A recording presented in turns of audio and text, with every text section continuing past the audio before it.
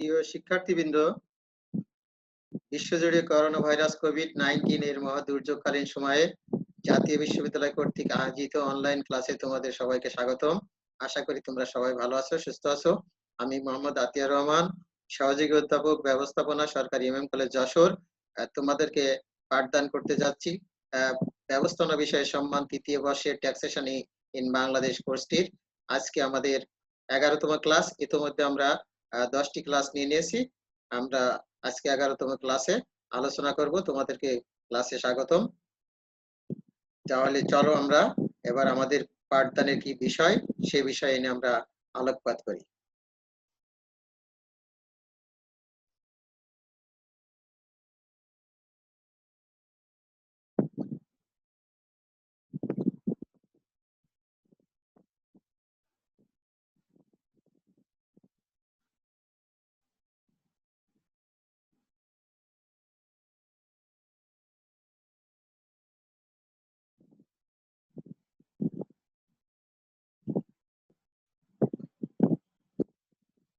তোমাদের সবাইকে আবারও স্বাগতম।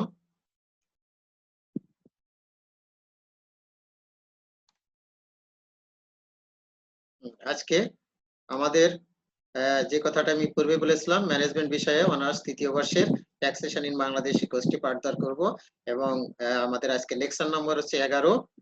যে বিষয়ের উপর আজকে আমাদের আলোচ্য সূচি, যে বিষয়টি, সেই আলোচ্য সূচিতে আছে কৃষি খাতে আয় নির্ণয়। কিভাবে কৃষি খাতে আয় নির্ণয় করতে হয় সে বিষয়টি আমরা কয়েকটি উদাহরণের সাহায্যে অঙ্ক করে সেটা আমরা দেখব এবং বোঝার চেষ্টা করব। আমি আশা করি তোমরা অত্যন্ত মনোযোগ দিয়ে ক্লাসগুলো উপভোগ করবে এবং শুনবে।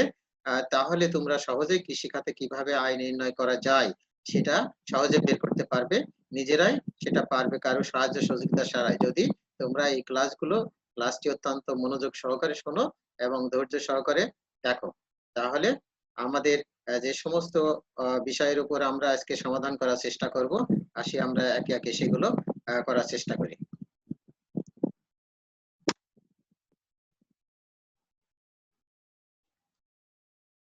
তোমরা নিশ্চয় লক্ষ্য করছো, এখানে 1 নম্বর আমাদের একটি অঙ্ক তুলে ধরা হয়েছে। নিম্নলিখিত তথ্যাবলী হতে জনাব সাদেকের 2018-19 আয় বর্ষে কৃষি খাতে মোট আয় নির্ণয় করো। 2018-19 আয় বর্ষে নিম্নের তথ্যাবলী হতে জনাব সাদেক সাহেবের কৃষি খাতে আয় কত সেটা আমাদের নির্ণয় করতে বলা হয়েছে। এখন সাদেক সাহেবের কৃষি খাতে কোথা থেকে এসে আয় পেলো, কি কি ব্যয় করলো, সেগুলো আমরা সমাধান করার মাধ্যমে কৃষি খাতে তার করযোগ্য আয় কত বা মোট আয় কত সেটা আমরা সহজে বের করতে পারবো। তাহলে প্রথমে খেয়াল করো কি আছে, যে জনাব সাদেকের ধান বিক্রয় হতে আয় হয়েছে 40,000 টাকা। ধান বিক্রয় 40,000 টাকা, পাট বিক্রয় 60,000 টাকা। এই দুটো থেকে তার আয় আসছে। ধান বিক্রয় করেছে, পাট বিক্রয় করেছে। আরো আছে, বর্গা প্রদত্ত কৃষি জমি হইতে নগদ প্রাপ্তি 1 লক্ষ টাকা, চা বাগান হতে আয় 50,000 টাকা, ডেইরি ফার্মের আয় 30,000 টাকা। কৃষি খাতের খরচ সমূহ হলো স্থানীয় কর 3,000 টাকা, বীমা ইসলামী 5,000 টাকা, ঋণের সুদ 20,000 টাকা। তাহলে এখানে তোমাদেরকে খেয়াল করতে হবে আয় হচ্ছে কোন কোন খাত থেকে আর কোন কোন খাতে ব্যয় আছে। যে ব্যয়গুলো আছে সেই ব্যয়ের ভিতরে কিছু একটা ব্যয় আছে আমাদের অনুমোদনযোগ্য, উৎপাদন খরচ অনুমোদনযোগ্য, আর বাদ বাকি আমাদের কিছু খরচ আছে সেগুলো অনুমোদনযোগ্য। চার্ট আমরা গত ক্লাসে আলোচনা করেছি, তোমরা সেগুলো খেয়াল করলে দেখতে পারবে কোনগুলো আমাদের অনুমোদনযোগ্য ব্যয় এবং কোনগুলো অনুমোদনযোগ্য ব্যয় নাই। প্রথম কাজ হচ্ছে আমাদের কৃষিখাত থেকে তার মোট আয় কত আছে সেখান থেকে আমরা অনুমোদনযোগ্য ব্যয় বাদ দেব। অনুমোদনযোগ্য ব্যয়ের ক্ষেত্রে সবচেয়ে ইম্পর্টেন্ট, সবচেয়ে গুরুত্বপূর্ণ ব্যয় যেটা, সেটি হলো আমাদের উৎপাদন খরচ। উৎপাদন খরচের সাথে রিলেটেড যে উপাদানগুলো সেগুলো যদি দেওয়া থাকে এবং যদি হিসাবের বই সংরক্ষণ করে তাহলে সেই হিসাব ব্যয়গুলো আমরা যোগ করে বের করব। আর যদি দেখি উৎপাদন খরচ দেওয়া আছে কিন্তু হিসাবের বই সংরক্ষণ করেনি অথবা উৎপাদন খরচ দেওয়াই নেই, সেই ক্ষেত্রে আমরা প্রাপ্ত আয় থেকে আমরা অনুমোদনযোগ্য খরচ 60% বাদ দিতে পারবো। তাহলে এখানে কৃষিখাতে যে খরচ আছে, স্থানীয় খরচ, বীমা ইসলামী, ঋণের সুদ, একটাও কিন্তু উৎপাদন খরচের সরাসরি জড়িত না। এমনি এগুলো অনুমোদনযোগ্য খরচ, এগুলো বাদ দিব। কিন্তু আমরা উৎপাদন খরচ আমাদের মোট প্রাপ্ত আয় থেকে আমরা উৎপাদন খরচ 60% বাদ দেব। আমরা পূর্বের ক্লাসে অবশ্যই আলোচনা করেছিলাম যে উৎপাদন খরচের ভিতরে 4টি জিনিস আমাদের পড়ে। একটা হলো কর্ষণ খরচ, পরিবহন খরচ, আর তারপরে প্রক্রিয়া খরচ, আর হচ্ছে বেশি কৃষি যন্ত্রপাতি এবং গবাদি পশুর রক্ষণাবেক্ষণ খরচ, এই 4টি খরচ। এই 4টি খরচ হচ্ছে উৎপাদন খরচের সাথে জড়িত। যদি তিনি এই 4টি খরচের জন্য হিসাব সংরক্ষণ করেন তাহলে যা খরচ হয়েছে সেটাই অনুমোদনযোগ্য। আর যদি হিসাব সংরক্ষণ না করেন তাহলে আমরা উৎপাদন করে সরি আমাদের কৃষি খাতে যে ফসল বিক্রয় থেকে যে আয় পাবো সেই ফসল বিক্রয় আয়ের ফসল বিক্রয় লব্ধ আয়ের হচ্ছে 60% আমরা বাদ দেবো। তাহলে ফসল বিক্রয়টা এটা খেয়াল করতে হবে যে ফসল বিক্রয় লব্ধ আয়ের 60% হলো উৎপাদন খরচ হিসেবে ব্যবহৃত হবে। ঠিক আছে। আর অন্যগুলো আমাদের যেগুলো আছে কৃষি আয় কিন্তু ফসলের সাথে রিলেটেড না, সেগুলোর ক্ষেত্রে সেই ক্ষেত্রে খরচ কিন্তু বাদ যাবে না, উৎপাদন খরচ কিন্তু সেখানে লাগবে না। শুধু ফসল বিক্রয় লব্ধ আয়ের 60% হলো উৎপাদন খরচ হিসেবে আমরা দেখাতে পারবো। তাহলে এখানে আমাদের ফসল বিক্রয় আছে ধান আর পাট, এই দুটো থেকে আমাদের অনুমোদন খরচ আসবে 60% উৎপাদন খরচ, সেটা বাদ দিব। আর টোটাল আয়ের থেকে কিন্তু আমাদের আরো অন্যান্য খরচগুলো সেগুলো বাদ যাবে। তাহলে আসো আমরা এটা সমাধান করার চেষ্টা করি। তাহলে আমাদের কে ছিল? সাদেক সাহেব ছিল আমাদের কৃষক, তাহলে করদাতা হচ্ছে জনাব সাদেক। তাহলে আসো, করদাতা জনাব সাদেক, আয় বর্ষ হচ্ছে 2018-19 আর কর বর্ষ হচ্ছে 2019 এবং 20। আমরা এখানে 3টা কলাম করেছি, দেখো 2টা সারি করেছি। প্রথম সারিতে আয়ের খাত ও বিবরণ, টাকা এবং টাকা। তারপরে আমাদের পরে কি আছে? কৃষি খাতে আয় ধারায় 26, যেটা আমরা পূর্বের ক্লাসে আলোচনা করেছি এবং এখানে আমাদের প্রথমে লেখাও আছে। কৃষি খাতে আয় ধারা 26, এটা আমরা হেডিং লিখে রাখলাম। পরবর্তীতে আসো আমাদের ফসল বিক্রয়। কি কি ফসল বিক্রয় করেছি আমরা? ফসল বিক্রয় করেছি আমরা ধান বিক্রয় 40,000 টাকা, পাট বিক্রয় 60,000 টাকা। এই মোট পাইছি আমরা 1 লক্ষ টাকা। আর কি কি তার আয় ছিল? ফসল বিক্রয় বাদেও তার কিছু আয় ছিল। কি কি ছিল? বর্গা প্রদত্ত কৃষি জমি হতে নগদ প্রাপ্তি 1 লক্ষ টাকা। চা বাগান হতে আয়, এটা আমরা গত ক্লাসে আলোচনা করেছি। চা বাগান এবং রাবার বাগান হতে যে আয় হবে সেই আয়ের 60% হলো কৃষি আয় আর 40% হচ্ছে আমাদের কারবারি আয় বা ব্যবসায়ী আয়। তাহলে আমাদের এখানে যেহেতু আমরা কৃষি আয়ের অঙ্ক করছি, সুতরাং আমরা 60% নেবো। যদি আমরা ব্যবসায়ী আয় করতাম তাহলে তাহলে সেখান থেকে আমরা কি করতাম? যদি ব্যবসায় বা পেশা খাতে আয় করতাম তাহলে আমরা এখানে নিতাম 40%। যেহেতু আমি কৃষি আয় বের করছি তাহলে বলা হচ্ছে চা বাগান আর রাবার বাগানের আয় হলো 60% আমাদের কৃষি আয়ের ভিতরে অন্তর্ভুক্ত হবে। তাহলে আমাদের বর্গা চাষি হতেছে 1 লক্ষ টাকা পেয়েছে সে। তারপরে চা বাগান হতে 50,000 টাকা আয় ছিল, সেক্ষেত্রে আমাদের কৃষি আয় হবে 60%। তাহলে 60% করলে 5 30,000 টাকা। আর যদি আমরা ডেইরি ফার্মের আয় ছিল আরো 30,000 টাকা। আমরা আরেকটু ব্যাখ্যা গেলে তুমি আরেকটু খেয়াল করতে পারবা যে দেখো আমাদের কি বলেছে? ধান বিক্রয়, পাট বিক্রয় 1 লক্ষ টাকা, বর্গা চাষিতে 1 লক্ষ টাকা, চা বাগানে ছিল 50,000 টাকা। তাহলে আমাদের চা বাগানের আয় হচ্ছে 60% কৃষি আয়। তাহলে 60% করলে 5 30,000 টাকা। ডেইরি ফার্মের আয় ছিল 30,000 টাকা। এই মিলে তার আয় দাঁড়িয়েছে কত? আমরা হিসাব করে দেখি। মোট আয় আসছে 2,60,000 টাকা। এখন এখান থেকে আমাদের অনুমোদনযোগ্য ব্যয় আছে। অনুমোদনযোগ্য ব্যয়ের ভিতরে প্রথমে আছে আমাদের যেটা বলা হয় সেটা হলো উৎপাদন খরচ। উৎপাদন খরচ আছে ফসল বিক্রয়ের 60%। এই কথাটা তোমরা অবশ্যই খেয়াল করবা। এখানে কিন্তু এই যে মোট যা আয় হয়েছে তার 60% না, কিন্তু ফসল বিক্রয় লব্ধ আয়ের 60%। এই জন্য ফসল বিক্রয়টা সবসময় আলাদা করে দেখাতে হয়। এই জন্য আমরা এখানে দেখো ফসল বিক্রয়টা ঠিক আলাদা করে দেখেছি, একসাথেও কিন্তু দেখাতে পারতাম, তা দেখাইনি। কারণ এর 60% আমাদের অনুমোদনযোগ্য খরচ আছে উৎপাদন খরচ হিসেবে। তাহলে ধান বিক্রয় 40,000, পাট বিক্রয় 60,000, এই মোট হলো 1 লক্ষ টাকা আছে আমাদের ফসল বিক্রয়। তাহলে এখানে বাদ অনুমোদনযোগ্য খরচ। অনুমোদনযোগ্য খরচের প্রথমেই বলা আছে যে আমাদের উৎপাদন খরচ ফসল বিক্রয়ের 60% যদি সে হিসাবের বই সংরক্ষণ না করেন। আর যদি হিসাবের বই সংরক্ষণ করেন তার হিসাবের বইয়ে যা উল্লেখ আছে সেটাই আমরা অনুমোদনযোগ্য খরচ হিসাবে দেখিয়ে থাকি।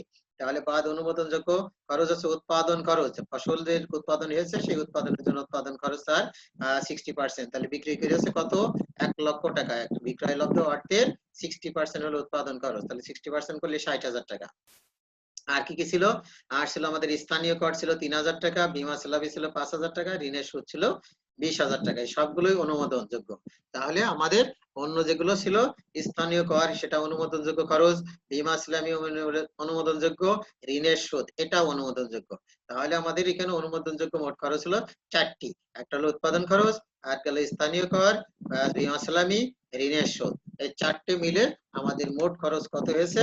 সবগুলো মিলে ৮৮,০০০ টাকা হলো মোট খরচ হয়েছে। এখন মোট তার আয় ছিল ২,৬০,০০০ টাকা, ৮৮,০০০ টাকা অনুমোদনযোগ্য খরচ। এই অনুমোদনযোগ্য খরচ বাদ দিয়ে কৃষি খাতে তার মোট আয় হলো ১,৭২,০০০ টাকা। এই ১,৭২,০০০ টাকার উপরে তাকে আয়কর প্রদান করতে হবে। যখন আমরা আয়কর হিসাব করব তখন সেই ১,৭২,০০০ টাকার উপরে আয়কর দিবে। ঠিক আছে? তাহলে যদি শুধু কৃষি খাতে আয় হয় তাকে তার কোনো আয় দিতে হচ্ছে না। যদি অন্য খাতে আরো আয় থাকে তাহলে অবশ্যই এরকম কর দিতে হবে। যদি কৃষি খাতে হয় আর কোনো আয় নেই তাহলে তো সে ২ লক্ষ টাকা পর্যন্ত তো অকার ধার্য আমরা করেছি। কিন্তু যদি অন্য খাতে তার আয় থাকে তাহলে সেই টাকা সহ এই টাকা মিলে মোট কত হয় তার উপর আয়কর দিতে হবে। তোমরা এখানে একটা জিনিস লক্ষ্য করো, ডেইরি ফার্ম থেকে আয় আছে ৩০,০০০ টাকা। যদি আমরা আয়কর বের করতে হয় তাহলে কিন্তু এই ৩০,০০০ টাকা বাদ দিয়ে অবশিষ্ট টাকার উপর আমরা বের করব। কারণ এই ৩০,০০০ টাকার করের হার হচ্ছে ভিন্ন। যেগুলোর করের হার ভিন্ন থাকে সেগুলো আলাদা করে পরে দেখাতে হয়, নিচে দেখে দিতে হয়। সেটা আমরা যখন একক ব্যক্তির কর নির্ণয় করব তখন তোমরা দেখতে পারবা। কারণ এই ডেইরি ফার্মের রেট আছে প্রথম ১০ লক্ষ টাকা পর্যন্ত ৩%। তাহলে এর উপরে আমাদের ৩% ধরতে হবে। কিন্তু অন্যগুলো তো আমাদের হিসাব আছে আলাদা, 10%, 15%, 20%, 25%, 30% এইভাবে আছে। তাহলে সেটা যেহেতু আমরা এখানে আমাদের কর বের করে দেখানো লাগে না, শুধু কৃষি খাতে আয় বের করলে হয়, আমরা এখানেই এটা শেষ করেছি। ঠিক আছে? নিশ্চয়ই তোমরা এটা বুঝতে পারছো। পরেরটা উদাহরণ কি আছে দেখো। পরেরটা বলা আছে, জনাব খায়রুল যশোর জেলার মনিরামপুরের বাসিন্দা। ২০১৮-১৯ আয় বর্ষে তার আয় সংক্রান্ত তথ্য নিম্নে প্রদত্ত হলো। তাহলে জনাব খায়রুল যশোর জেলার মনিরামপুরের বাসিন্দা, এত সালে আয় বর্ষে তার আয় সংক্রান্ত তথ্য নিম্নে প্রদত্ত হলো। যশোর জেলার বাসিন্দা, এখানে খেয়াল করতে হবে গত ক্লাসে আমি বলেছি যে কয়েকটা জেলা আছে যেগুলোর কৃষকদের উৎপাদিত অর্থনৈতিক কর্মকাণ্ড থেকে যে আয় সেটা হলো সম্পূর্ণ অগ্রাহ্য। সেটা হলো কোন জেলা? পার্বত্য জেলা। পার্বত্য জেলা বলতে কোনটা বোঝায়? রাঙামাটি, বান্দরবন, খাগড়াছড়ি। এই ৩ জেলা যদি আদিবাসী কৃষকদের দ্বারা উৎপাদিত ফসল হয় সেই ফসল থেকে বিক্রয়লব্ধ আয়ের কোনো উপর কোনো কর প্রদান করতে হয় না, ফলে সেটা মোট আয়ের সাথে যোগ করার প্রয়োজন হয় না, সম্পূর্ণ অকার্যধার্য হয়। সেজন্য আমরা এখানে জেলাটাও খেয়াল করব। তাহলে যশোর জেলার মনিরামপুরের বাসিন্দা, এত সালে আয় বর্ষে তার আয় সংক্রান্ত তথ্য নিম্নে প্রদত্ত হলো। কি কি আছে? ফসল বিক্রয় ৩ লক্ষ টাকা। তিনি ফসল বিক্রয় করে আয় করেছেন ৩ লক্ষ টাকা। কৃষি ভূমি লগ্নি হইতে প্রাপ্তি, কৃষি ভূমি ভাড়া দিয়েছে, লগ্নি দিয়েছে, সেটা ২৫,০০০ টাকা পেয়েছে। কৃষিকাজে ব্যবহৃত কৃষি জমি সংলগ্ন দালান হতে আয় ৪০,০০০ টাকা। কৃষিকাজে ব্যবহৃত এরকম দালান আসে এবং কৃষি ভূমিতে সেই দালান, সেটা থেকে আয় করেছে ৪০,০০০ টাকা। রাবার বাগান হতে আয় ৪০,০০০ টাকা। রাবার বাগান আমরা আগেই ক্লাসে দেখেছি, রাবার বাগানের আয় হলো, কৃষিখাতে আয় হলো কত পার্সেন্ট? 60%। আর 40% হলো ব্যবসায় বা পেশা খাতে চলে যায়। চা বাগানের আয় ৬০,০০০ টাকা। তাহলে এখানেও আমাদের চা বাগানের আয় সেটাও আসবে কৃষি খাতের ভিতরে 60%। উক্ত বছরে তার খরচ ছিল নিম্নরূপ: ভূমি রাজস্ব ২,০০০ টাকা, বীজ ও সার বাবদ খরচ ৪০,০০০ টাকা, চাষাবাদ খরচ ৬০,০০০ টাকা, পরিবহন খরচ ১০,০০০ টাকা, ভূমি উন্নয়ন কর ৪,০০০ টাকা, বীমা প্রিমিয়াম ৫,০০০ টাকা, কৃষি যন্ত্রপাতি মেরামত খরচ ৬,০০০ টাকা। উক্ত খরচের জন্য তিনি আয়কর কর্তৃপক্ষকে যথাযথ হিসাব প্রদর্শন করেন। তার মানে তিনি হিসাবের বই সংরক্ষণ করেছেন। যেহেতু হিসাবের বই সংরক্ষণ করেছেন, সুতরাং উৎপাদন খরচ আমরা যে যখন সংরক্ষণ করে না তখন ফসল বিক্রি 60% নেই, এটা 60% না নিয়ে উৎপাদন খরচ অ্যাকচুয়ালি তিনি কত করেছেন সেটাই এখানে শো করতে হবে, দেখাতে হবে। জনাব খায়রুলের কৃষি খাতে মোট আয় নির্ণয় করো। তাহলে তোমরা এটা খেয়াল করো, এখানে তিনি কর্তৃপক্ষকে যথাযথ হিসাবের বই প্রদর্শন করেছেন, তার মানে উৎপাদন খরচ যা হয়েছে সেইটাই তিনি এখানে লিখেছেন। সেই উৎপাদন খরচটা আমরা এখানে আর ফসল বিক্রয় 60% না, মানে অ্যাকচুয়ালি উৎপাদন খরচ কত হয়েছে সেটা তার উল্লেখ আছে, সেগুলোই আমরা যোগ করে দেখিয়ে দিব। আসলে দেখো তো আমাদের ফসল উৎপাদন খরচ কি কি আছে? উৎপাদন খরচের ভিতর কোনটা পড়ে? বীজ ও সার, এটা চলে যায় উৎপাদন খরচ সরাসরি। তারপরে আছে চাষাবাদ খরচ, পরিবহন খরচ, কৃষি যন্ত্রপাতির মেরামত খরচ, এগুলো সব উৎপাদন খরচের সাথে রিলেটেড, সরাসরি প্রত্যক্ষভাবে আমরা উৎপাদন খরচের সেই খাতগুলো গত ক্লাসে দেখিয়ে দিয়েছি, তোমরা সেগুলো একটু খেয়াল করবে। তাহলে আমরা চলো আমাদের অঙ্ক শুরু করি। আমাদের ফসল বিক্রয় 3 লক্ষ টাকা, আর অন্যান্য যেগুলো আয় আছে সেগুলোর কতটুকু আমাদের কৃষি খাতে আসবে আর কতটুকু আসবে না সেগুলো আমরা আগেই জেনেছি। এখন আমরা অঙ্কটি সমাধান করার চেষ্টা করি। তাহলে আছে করদাতা জনাব খায়রুল, আয় বর্ষ 2018-19, কর বর্ষ 2019-20, কৃষি খাতে আয় নির্ণয়। আয়ের বিবরণ খাত টাকা টাকা, কৃষি খাতে আয় ধারা হলো 26। তাহলে আমাদের প্রথমে ছিল ফসল বিক্রয় হতো 3 লক্ষ টাকা, চলে এসছে। কৃষি ভূমি লগ্নি হতে প্রাপ্তি ছিল 25,000 টাকা। কৃষি কাজে ব্যবহৃত কৃষি জমি সংলগ্ন দালান হতে আয় 40,000 টাকা। এই তিনটে হুবহু যা ছিল তাই চলে এসছে। তারপরে ছিল রাবার বাগান হতে আয় ছিল 40,000 টাকা, কিন্তু আমরা জানি রাবার বাগানের আয় 60% হলো কৃষি আয়, 40% হচ্ছে ব্যবসায় বা পেশা খাতে আয়। তাহলে আমরা 60% নিব। 60% করলে কত হয়? 4 ছক 24, 24,000 টাকা। তারপরে চা বাগানের আয় ছিল 60,000 টাকা। চা বাগানের আয় আমরা জানি 60% কৃষি আয়। তাহলে 60,000 ছিল, 60,000 ইন্টু 60%, 60% করলে কত হয়? 6 ছক 36, 36,000 টাকা। এই 36,000, তাহলে মোট তার কৃষি আয় মোট কত হয়েছে? মোট হচ্ছে 4,25,000 টাকা। তাহলে এই পাঁচটা যোগ করে আমাদের তার কৃষিকাজ থেকে মোট আয় এসেছে 4,25,000 টাকা। এবার বাদ অনুমোদনযোগ্য খরচ, যে খরচগুলো অনুমোদনযোগ্য সে তার প্রথমে হলো উৎপাদন খরচ দেখাই দিব আমরা। যেহেতু তিনি হিসাবের বই সংরক্ষণ করেছেন, সুতরাং হিসাবের বই সংরক্ষণ করলে কি হয়, যা সে খরচ করেছে সেটাই আমরা এখানে উৎপাদন খরচ হিসেবে দেখাবো। যদি হিসাবের বই সংরক্ষণ না করতো তাহলে আমাদের ফসল বিক্রয়, যে ফসল বিক্রয় ছিল 3 লাখ টাকা, এর 60% নিতাম। কিন্তু যেহেতু তিনি হিসাবের বই সংরক্ষণ করেছেন এবং সেই ক্ষেত্রে তিনি কত কত খরচ করেছেন সেটা লিখিত আছে, সেই খরচটাই উৎপাদন খরচ হিসেবে এখানে বিবেচ্য হবে। তাহলে উৎপাদন খরচ আমরা একবারে বের করে ফেলবো কোনটা কোনটা আমাদের উৎপাদন খরচ ছিল। আচ্ছা খেয়াল করো, উৎপাদন খরচের ভিতরে প্রথমে আমাদের চলে আসে বীজ ও সার 40,000 টাকা, চাষাবাদ খরচ 60,000 টাকা, পরিবহন খরচ 10,000 টাকা, কৃষি যন্ত্রপাতি মেরামত খরচ 6,000 টাকা। এই চারটি আমাদের উৎপাদন খরচের মধ্যে আসছে। তাহলে তোমরা আবার খেয়াল করো, বীজ ও সার ছাড়া তো উৎপাদন করা যায় না, চাষ ছাড়া করা যায় না, পরিবহন লাগে ফসল আনা নেওয়ার ক্ষেত্রে, কৃষি যন্ত্রপাতি মেরামত ছাড়া তো চাষ করা যাবে না। এগুলো সরাসরি যেগুলো ইনভলভ সেগুলো আমাদের উৎপাদন খরচের সাথে অন্তর্ভুক্ত। তাহলে আমরা বীজ সার নিব, চাষাবাদ নেব, পরিবহন নেব আর কৃষি যন্ত্রপাতি মেরামত, এই চারটি আমাদের উৎপাদন খরচ। তাহলে দেখো, হ্যাঁ এই চারটি আমরা এখানে নিয়েছি। দেখো, বীজ ও সার 40,000 টাকা, চাষাবাদ খরচ 60,000 টাকা, পরিবহন খরচ 10,000 টাকা, কৃষি যন্ত্রপাতি মেরামত খরচ 4,000 টাকা। এই মোট মিলে তার উৎপাদন খরচ। আমরা এখানে হেডিং 1 নম্বর দিয়ে হেডিং লিখেছি কি? উৎপাদন খরচ। তাহলে উৎপাদন খরচের অন্তর্ভুক্ত যেগুলো সেগুলো সব এখানে নিয়ে আসবো আলাদা করে।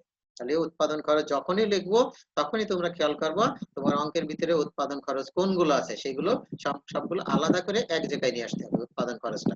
তাহলে আমরা সবগুলো উৎপাদন খরচ কিন্তু এক জায়গায় নিয়ে এসেছি। তাহলে এক জায়গায় নিয়ে এসে এইগুলো যোগ করে দেখালো উৎপাদন খরচ হচ্ছে 1,16,000 টাকা।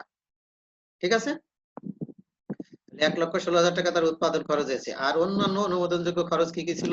অন্যান্য যে খরচগুলো ছিল সেগুলোর ভিতরে সবগুলো অনুমোদন না একটু খেয়াল করি। তার ভিতরে আমাদের ভূমি রাজস্ব, এটা অনুমোদনযোগ্য খরচ, তাহলে এটা চলে আসতে হবে। বীজ স্বার্থর ভিতরে চলে গেছে, চাষাবাদ চলে গেছে, পরিবহন চলে গেছে। ভূমি উন্নয়ন কর, এটাও আমাদের অনুমোদনযোগ্য খরচ, আমরা গত ক্লাসে পড়িয়েছি। বীমা প্রিমিয়াম, এটাও অনুমোদনযোগ্য খরচ। তাহলে এখানে যেগুলো আছে সবগুলোই অনুমোদনযোগ্য খরচ। তাহলে সেগুলো কি আসলো? ভূমি রাজস্ব 2,000 নিব আমরা। তারপরে আমাদের বাদ থাকলো কোনটা? ভূমি উন্নয়ন কর 4,000 টাকা, বীমা প্রিমিয়াম 5,000 টাকা। এই তিনটে আবার পরে আমাদের নিতে হবে। তাহলে এইগুলো আমরা দেখি। হ্যাঁ এই দেখো, তোমরা খেয়াল লক্ষ্য করো যে 2 নম্বরে আমরা ভূমি রাজস্ব লিখেছি 2,000 টাকা, ভূমি উন্নয়ন কর লিখেছি 4,000 টাকা এবং বীমা প্রিমিয়াম 5,000 টাকা। এই মোট মিলে তার মোট খরচ হয়েছে 1,27,000 টাকা। তাহলে আমাদের উৎপাদন খরচ ছিল 1,16,000 টাকা। আর অনুমোদনযোগ্য অন্য তিনটি খরচ ছিল, তার ভিতরে একটি ছিল ভূমি রাজস্ব 2,000, ভূমি উন্নয়ন কর ছিল 4,000, বীমা প্রিমিয়াম ছিল 5,000। এই মোট মিলে 1,27,000 টাকা তার খরচ হয়েছে। আর ফসল বিক্রয় প্লাস অন্যান্য কৃষি খাতে মোট আয় ছিল তার 4,25,000 টাকা। 4,25,000 টাকা থেকে তার খরচ বাদ দিতে হবে 1,27,000 টাকা। তাহলে কৃষি খাতে তার কর ধার্য আয় হলো 2,98,000 টাকা। কৃষি খাতে তার আয় হলো 2,98,000 টাকা। ঠিক আছে, নিশ্চয়ই তোমরা বুঝতে পারছো যে তার কৃষিখাতে আয় আমরা কিভাবে বের করলাম। এটা 2,98,000 টাকা হলো তার কৃষিখাতের আয় এসে গেল। এরপরে আসো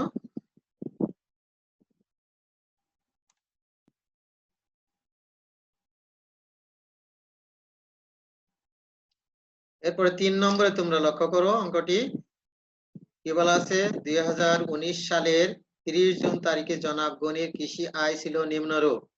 জনাব গনি একজন কৃষক, তার কৃষি আয় ছিল নিম্নরূপ 2019 সালের 30 জুন তারিখে, তার মানে 30 জুন তারিখের সমাপ্ত বছরে তার যে কৃষির আয় নিম্নরূপ ছিল, কৃষি আয় বা অন্যান্য ব্যয়, সেখান থেকে আমরা কৃষি খাতে আয় বের করতে হবে।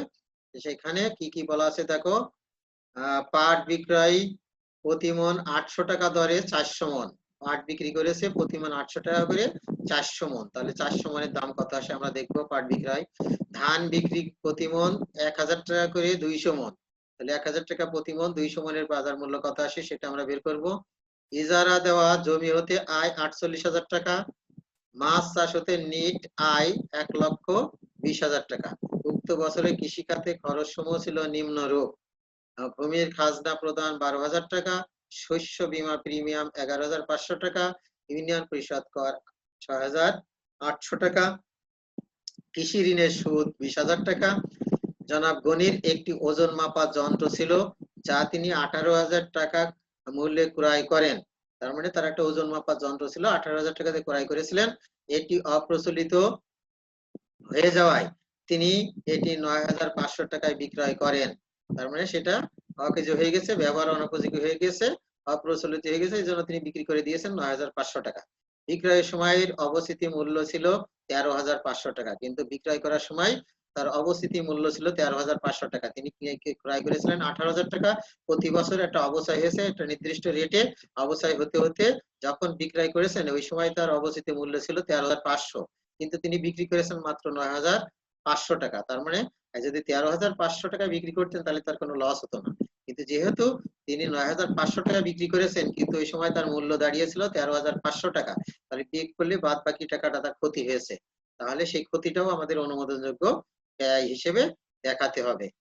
এটা তোমরা খেয়াল করবা, এই পয়েন্টটা প্রায় পরীক্ষায় দেখা যায়, দিয়ে থাকে যে যে কোনো মেশিনের যন্ত্র বা কলকবজা যন্ত্রপাতি কত টাকায় ক্রয় করেছিলেন, এত টাকায় বিক্রয় করেছিলেন এবং ওই সময় অবস্থিতি মূল্য কত ছিল, তাহলে দেখতে হবে অবস্থিতি মূল্য যদি বেশি থাকে আর যদি বিক্রয় মূল্য কম থাকে তার মানে বুঝতে হবে ওখানে লস হয়েছে।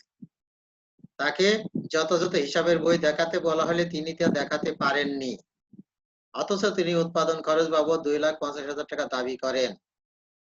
তাকে বলা হয়েছে যে উৎপাদন খরচের জন্য হিসাবের বই দেখাতে, কর কর্তৃপক্ষ বলছে আপনি যে উৎপাদন খরচ করেছেন সেটা হিসাবের বই দেখান, কিন্তু তিনি দেখাতে পারেননি, অথচ তিনি দাবি করছেন যে তিনি 2,50,000 টাকা খরচ করেছেন, উৎপাদন খরচ করেছেন 2,50,000 টাকা। মিস্টার গণিত করযোগ্য আয় গণনা করো, তার মানে 2,50,000 টাকা সে দাবি করলেই কিন্তু হবে না, তাকে যথাযথ হিসাবের বই সংরক্ষণ করতে হবে। যেহেতু তিনি যথাযথ হিসাবের বই সংরক্ষণ করতে পারেননি বা দেখাতে ব্যর্থ হয়েছেন, সুতরাং এই 2,50,000 টাকা কিন্তু উৎপাদন খরচ হিসেবে দেখানো সম্ভব না। তাহলে কি হবে, আমাদের ফসল বিক্রয়ের 60% আমরা উৎপাদন খরচ হিসেবে দেখাতে পারবো। অনুমোদনযোগ্য ব্যয় যেটা উৎপাদন খরচ ফসল বিক্রয়ের 60% সেটাই আমরা দেখাবো। তাহলে তোমরা অঙ্কটি আরেকবার লক্ষ্য করো যে পাট বিক্রয় 800 টাকা করে 400 মন, তাহলে এখানে কত টাকা আয় হয় ফসল বিক্রয় থেকে। আর একটা ফসল বিক্রয় আছে কোনটা, ধান বিক্রি আছে 200 মন 1,000 টাকা করে মন ধরে, তাহলে এটাও ফসল বিক্রয়, এই দুইটি ফসল বিক্রয় থেকে আয় হচ্ছে। যখন আমরা উৎপাদন খরচ করব তখন কিন্তু সবসময় ফসল বিক্রয়ের উপর। ইজারা দেওয়া জমিতে আয় হয়েছে 48,000 টাকা, মাছ বিক্রয় হইতে 1,20,000 টাকা। মাছ বিক্রয়ের যে আয় আমরা গত ক্লাসে দেখিয়েছি, তোমরা খেয়াল করবা যে মাছ বিক্রয় থেকে আয় প্রথম 10 লক্ষ টাকা পর্যন্ত অকরদার্য, তার মানে প্রথম 10 লক্ষ টাকা পর্যন্ত আয় করলে তার উপরে কর দিতে হবে না, তার মানে এখানে আছে মাত্র 1,20,000 টাকা, তাহলে এটা পুরোটাই অকরদার্য, আমরা লেখার সময় লিখবো বাদ অকরদার্য সম্পূর্ণ। উক্ত বছরে কৃষিখাতে খরচ ছিল জমির খাজনা, সেটা জমির খাজনা কিন্তু অনুমোদনযোগ্য ব্যয়। শস্য বীমা প্রিমিয়াম, বীমার প্রিমিয়াম অনুমোদনযোগ্য ব্যয়। ইউনিয়ন পরিষদের কর, স্থানীয় কর যেটা বলে সেটা অনুমোদনযোগ্য। কৃষি ঋণের সুদ সেটাও অনুমোদনযোগ্য, কিন্তু কৃষি ঋণ কিন্তু অনুমোদনযোগ্য ব্যয় নয়। তোমরা সবসময় খেয়াল করবা ঋণ কিন্তু অনুমোদনযোগ্য নয়, কিন্তু ঋণের সুদটা হলো অনুমোদনযোগ্য। আর একটা আমাদের আছে, ওজন মাপার যন্ত্র কিনেছিলেন উনি 18,000 টাকা দিয়ে, কিন্তু সেটা বিক্রি করেছেন মাত্র 9,500 টাকা। কিন্তু যে সময় বিক্রি করেছেন ওই সময় তার অবচিত মূল্য ছিল 13,500 টাকা। তার মানে 18,000 টাকাতে কিনে প্রতি বছর কিছু কিছু অবচয় হয়েছে, সেই অবচয় হতে হতে হতে এসে এখন মূল্য দাঁড়িয়েছিল 13,500, কিন্তু তিনি বিক্রি করেছেন 9,500 টাকা। তার মানে এখানে বিক্রয় করে তার ক্ষতি হয়েছে, এই ক্ষতিটাও অনুমোদনযোগ্য ব্যয় হিসেবে আমরা দেখাতে পারি। আর তিনি 2,50,000 টাকা উৎপাদন খরচ দাবি করেছেন, কিন্তু তিনি হিসাবের বই দেখাতে পারেননি। যেহেতু হিসাবের বই দেখাতে পারেননি, সুতরাং এই 2,50,000 টাকা উৎপাদন খরচ হিসেবে অনুমোদনযোগ্য হবে না। তাহলে আমরা উৎপাদন খরচ কোনটা দেখাবো? ফসল বিক্রয়ের 60%। তাহলে আসো আমরা অঙ্কটা সমাধান করার চেষ্টা করি।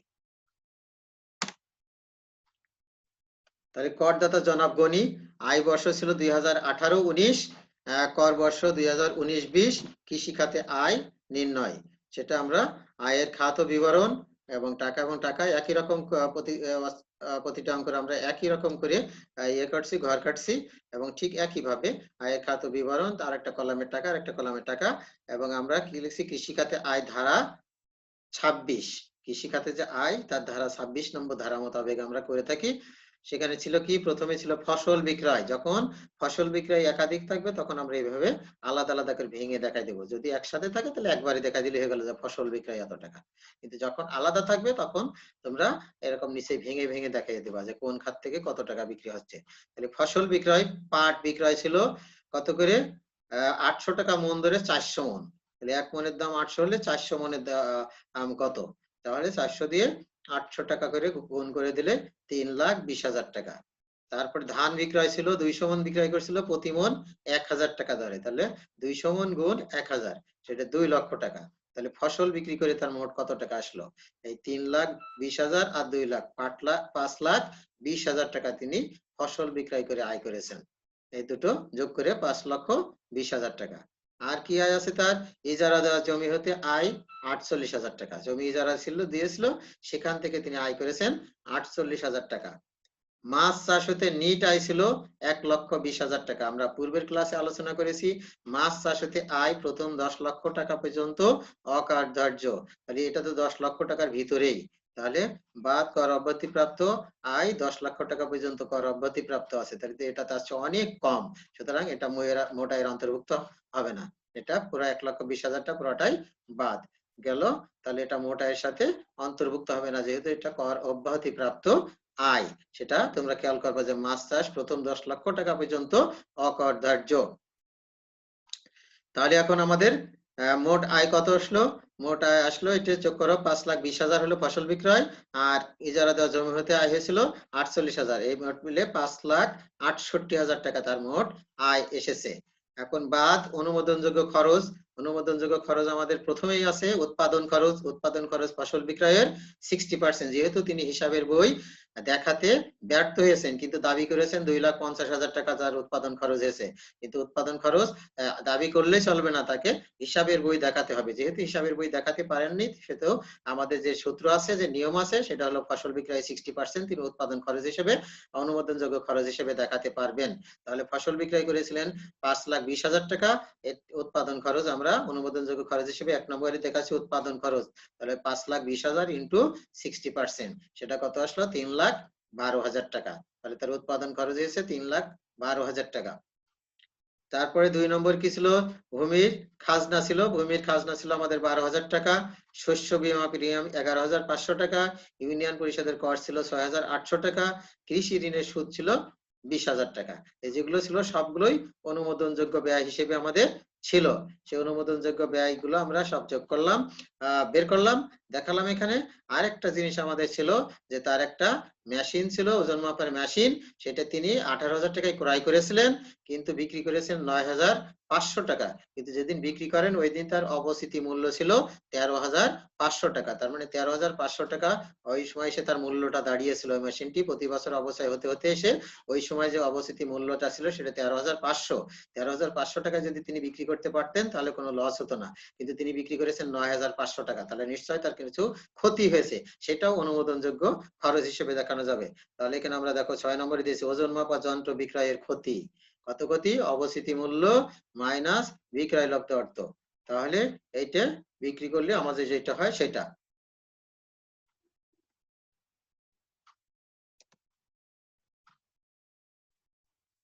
তোমরা খেয়াল করো এখানে এই জিনিসটা 13,500 গেছে, এই জায়গায় তোমরা 13,000 লিখে নিবে, কারণ আমরা অঙ্কের ভিতরে এই জায়গায় 13,000 দেখিয়েছি, এটা হয়তো ভুলে হয়েছে। তাহলে এখানে 13,000 আর এই 9,500 টাকা বিক্রি করেছে, তাহলে ওইটা আমরা বিয়োগ করে দেখাই দেবো যেটা ক্ষতি হয়। এখানে একটু এইটি তোমরা একটু সমাধান করে নিবে, যে এটা আমাদের দেখার ভুল হয়েছে।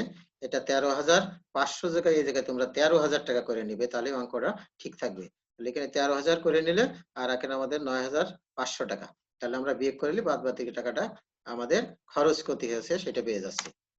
তাহলে এখানে আমরা 13,000 মাইনাস 9,500 বিয়োগ করেছি, বিয়োগ করলে আমাদের 3,500 টাকা। তাহলে 3,500 টাকা হয়েছে ওজন মাপা যন্ত্র বিক্রয়ের ক্ষতি। তাহলে মোট মিলে তার খরচ হয়েছে 3,65,800 টাকা। 3,65,800 টাকা হয়েছে তার মোট, এটা হলো খরচ। এবার বাদ দিলে থাকলো 2,02,000 টাকা তার হলো কৃষি খাতে আয় হয়েছে। তারপরে এখন কি বলা ছিল, অঙ্কের ভিতরে কি বলা ছিল, তার একমাত্র আয় কৃষি আয়।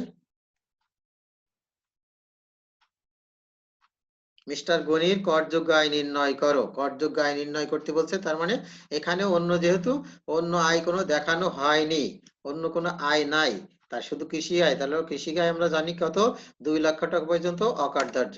তাহলে বাদ, আমরা অকার্যধার্য দেখাচ্ছি 2 লক্ষ টাকা পর্যন্ত, তাহলে কৃষি খাতে তার করযোগ্য আয় হলো 2,200 টাকা।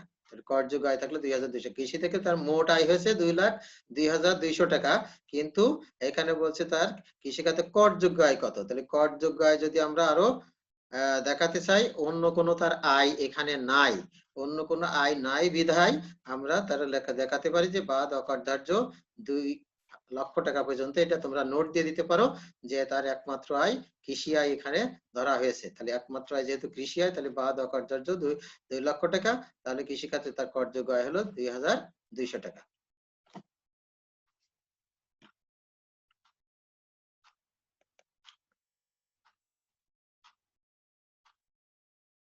তারপরে কি আছে,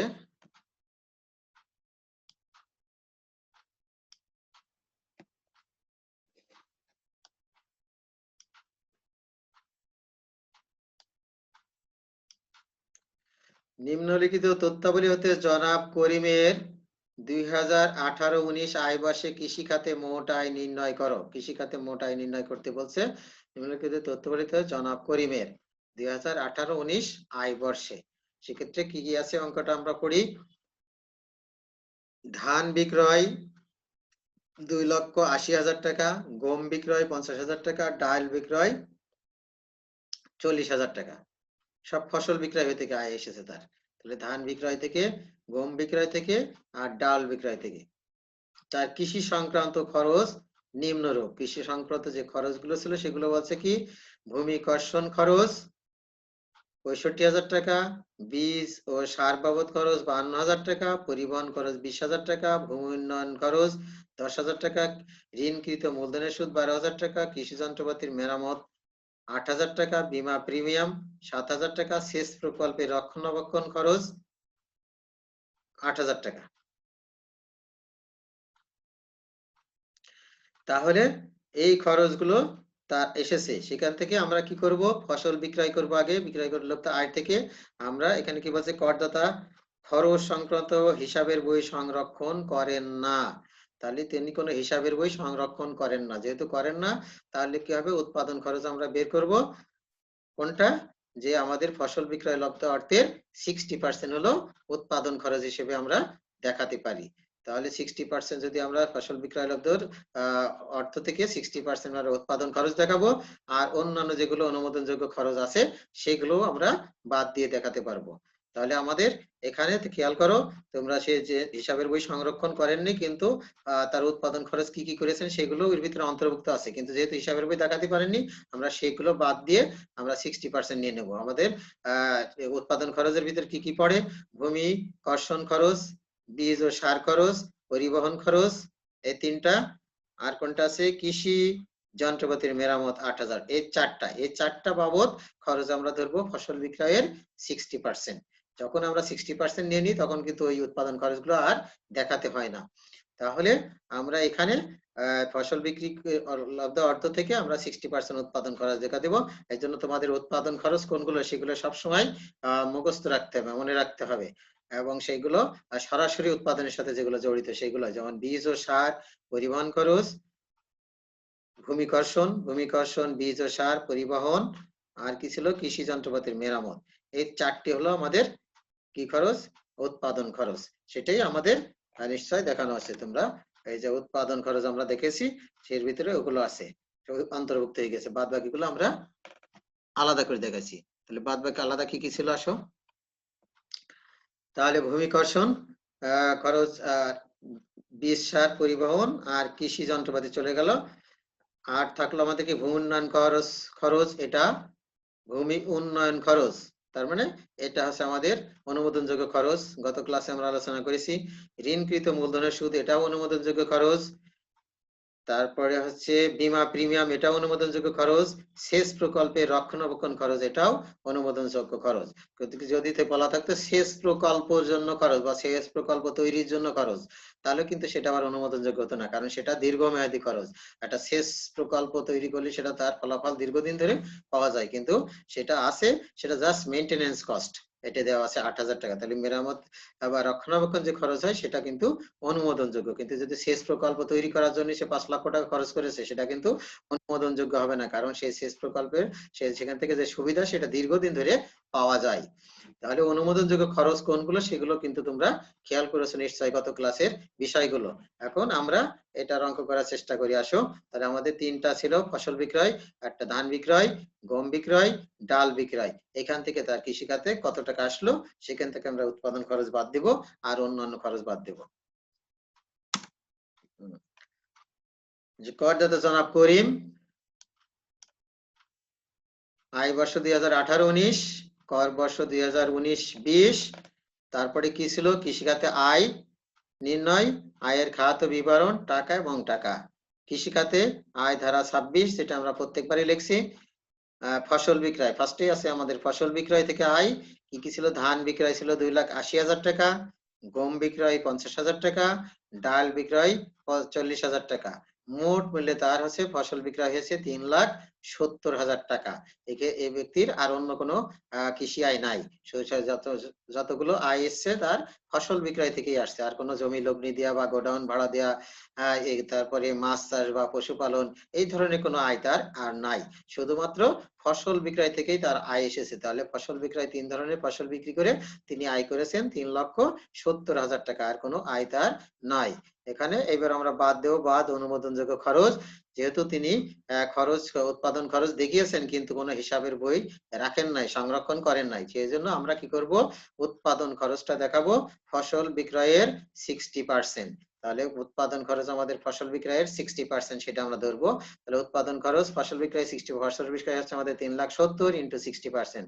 তাহলে 3,70,000 ইন্টু 60% করলে হয় 2,22,000 টাকা।